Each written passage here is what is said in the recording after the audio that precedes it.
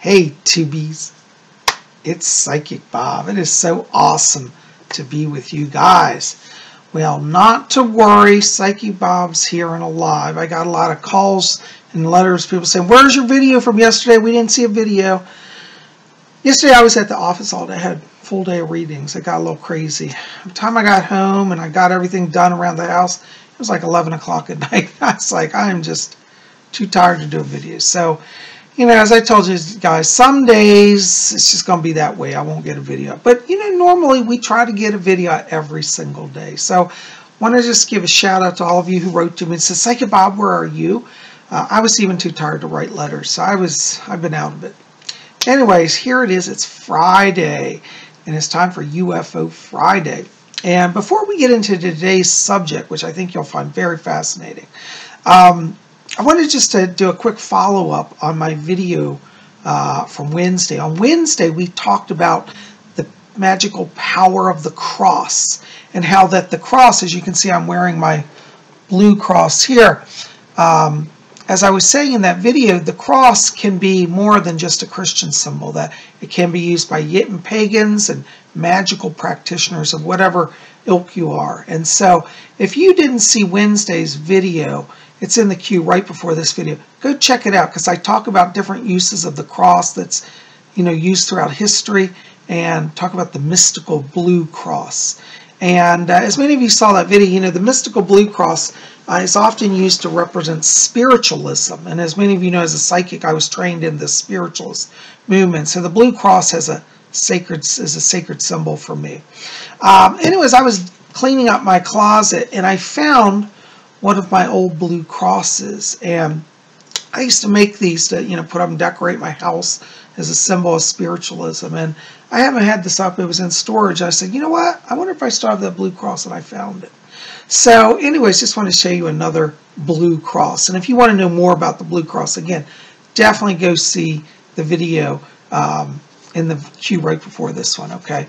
Now, also, one other thing that I forgot to mention, I went back and I was looking at my notes, and I totally missed something in yesterday's video, which I wanted to also say.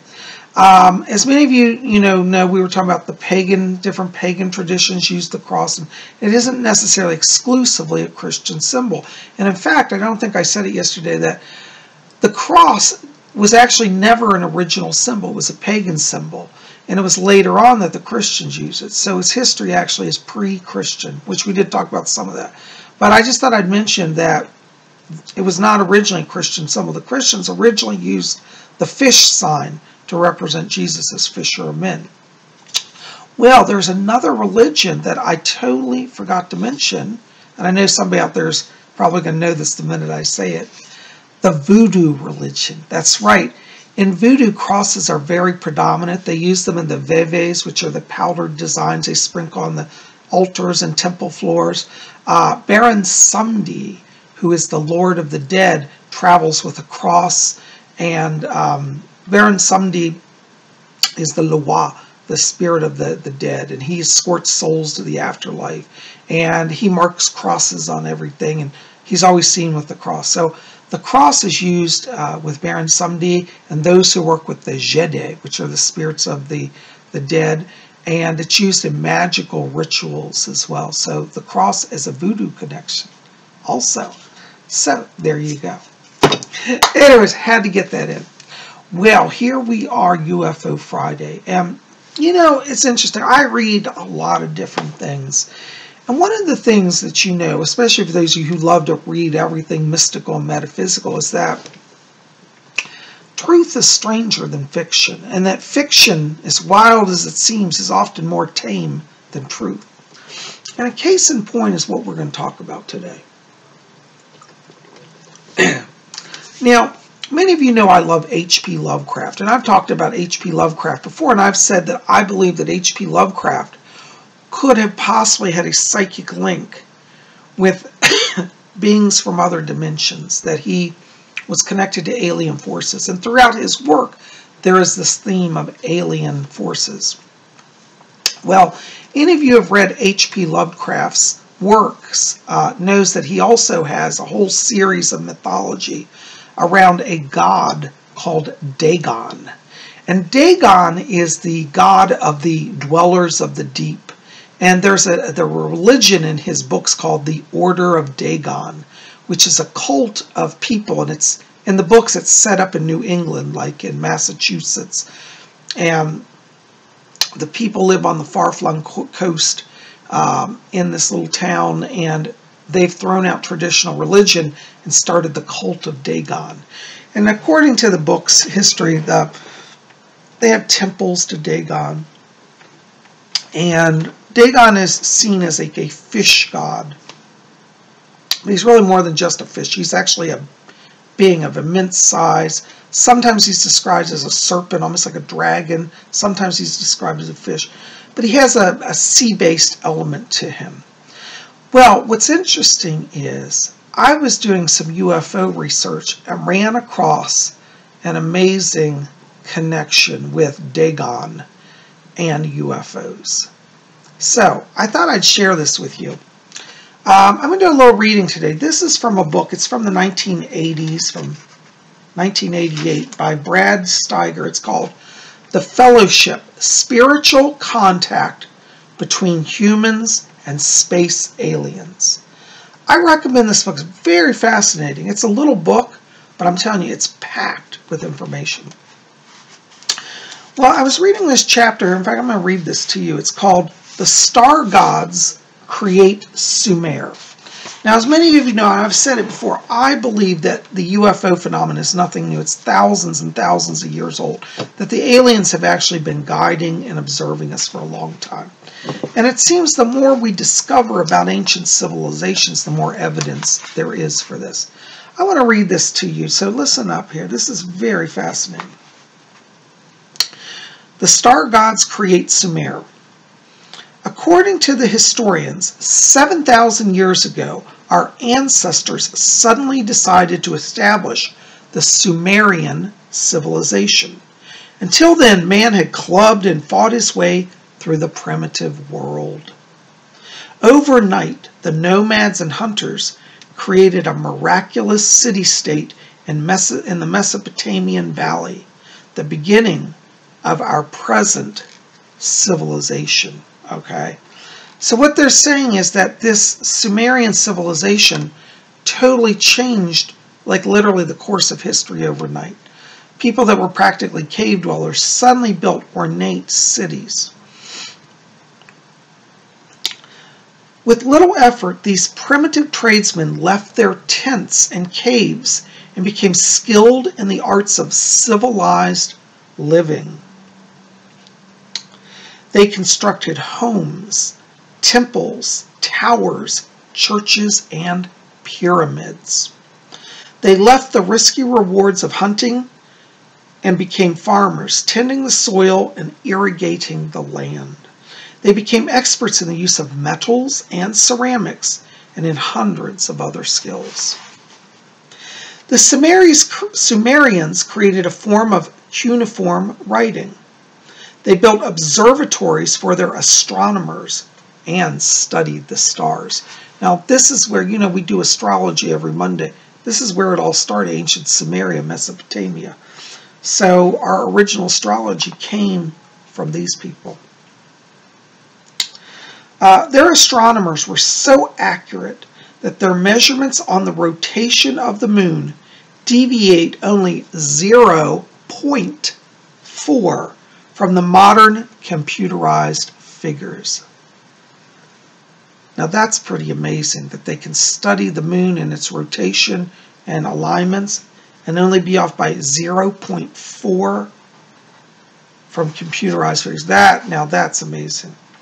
At the height of the ancient Greek civilization, the highest known number was 10,000.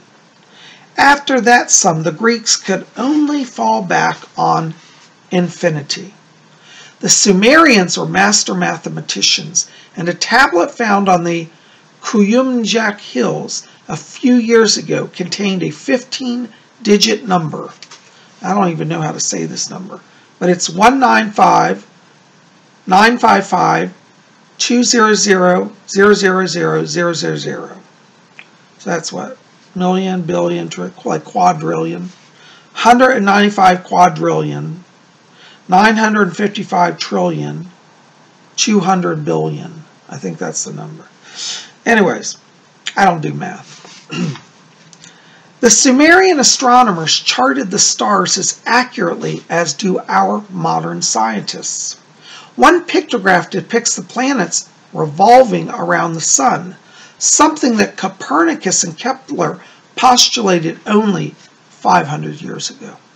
So we're talking 7,000 years ago. They did this.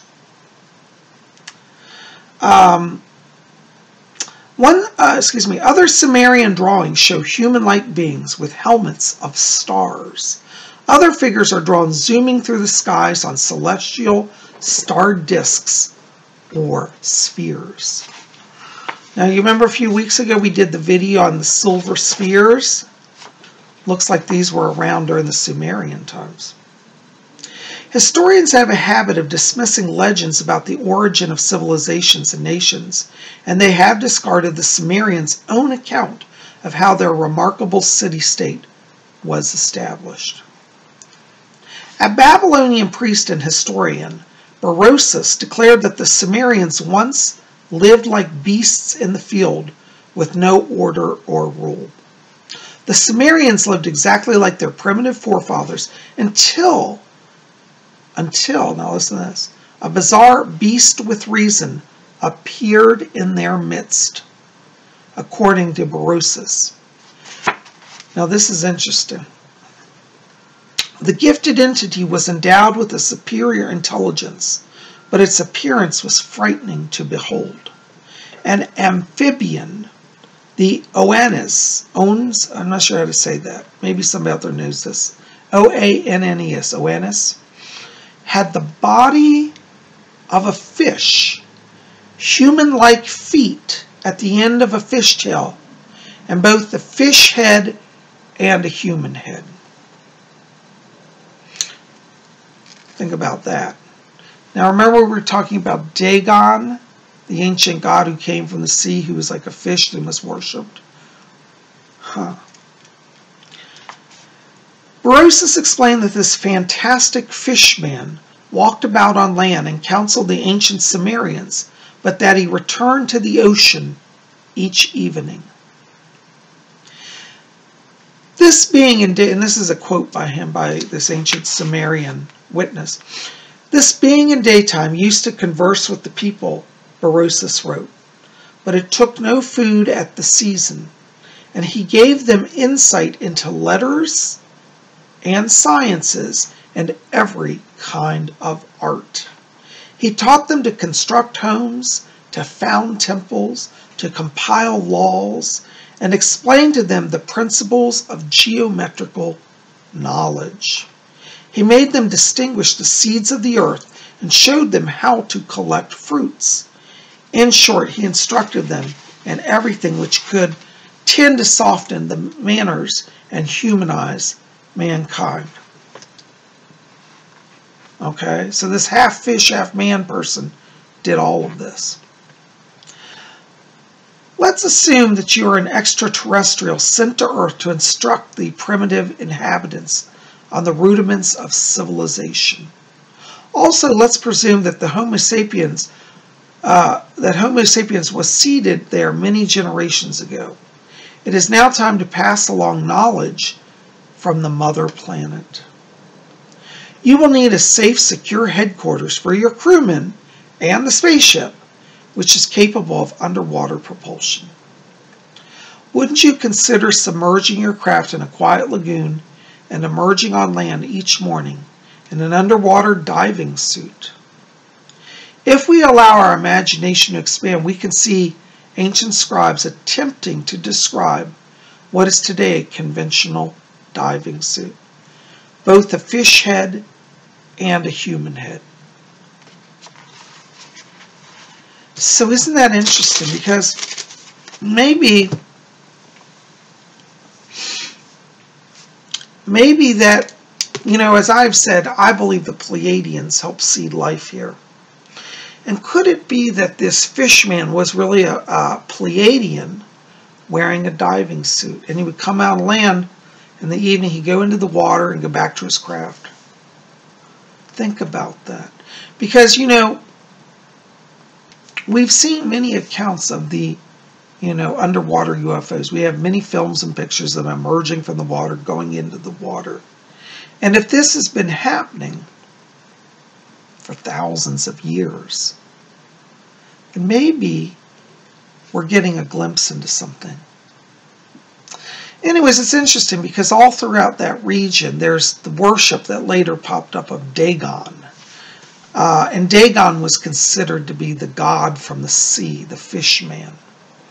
So I'm going to put up here some pictures of Dagon, the sea god, who is written about in these ancient Sumerian and Philistine texts.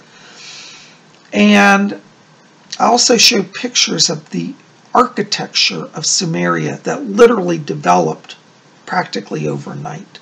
From people living in little caves and tents and sticks into these massive temples in just a very, very short time. I believe it does point to the issue of not natural evolution, but induced evolution. And so it kind of shows us, you know, what happens to a society when an advanced society goes in and influences it. Got me thinking, because last night I was watching a Star Trek episode, one of the original ones from the 60s, and they went to a town, it was in the 1930s, and this planet, in a very short time, similar to the Sumerians, interestingly, had been a very backward, primitive civilization, practically Stone Age. And within just like 2 or 3 years, they evolved all the way up to like the 1930s. And their civilization resembled the Earth world of the 1930s. And when the Federation, you know, Captain Kirk and crew went to investigate, they discovered that a former visitor to the planet who had been studying it left behind a book about the life and times of the 1930s. And the civilization took that book and evolved from it. And interestingly, in the show, the book was just a fictional book, is enshrined like a holy text, because they said it was the book that changed civilization, that taught them knowledge. So this brings in that whole concept, you know, and if we look at this as a true case, the ancient Sumerians were, in a sense, influenced. It was an induced evolution, I believe. I've said it all along. I believe it's Pleiadian connected. So anyways, something to think about. I'm going to put some pictures here at the end I want you to look at. And these are pictures that are actually from ancient Sumerian carvings that depict the god Dagon, the sea man, and other such beings. Some of the pictures show humans also that look like they're conducting priestly rites. And some of these images are believed possibly to also be priests of the Dagon religion that evolved out of contact with the fishmen that came to instruct them. So, you know, it's like, interestingly, maybe the old gods were aliens and then turned into gods. You know, they weren't originally gods. So maybe Dagon is really a Pleiadian man in a diving suit who then the people misinterpreted it and evolved him into a god. Very interesting, isn't it? Well, anyways, take a look at these fascinating pictures. I hope this gives you some insight. And listen, tell me in the box below, have you studied anything about ancient Sumeria? What do you know about the ancient aliens? Maybe you've heard some other theories about what, you know, happened on the Earth, you know, the last 10,000 years. I'd love to hear any thoughts you have on that. Put your comments in the box below. You guys are best. I love you. Sending blessings. Thanks for being worried about me. Psychic Bob's here. Psychic Bob's fine. Anyways, go watch these pictures. We'll see you back here tomorrow on Saturday. What's Saturday? Oh, Saturday night seance. Don't want to miss it. We'll see you then. Love you guys. Take care. Until the end. May you always blessed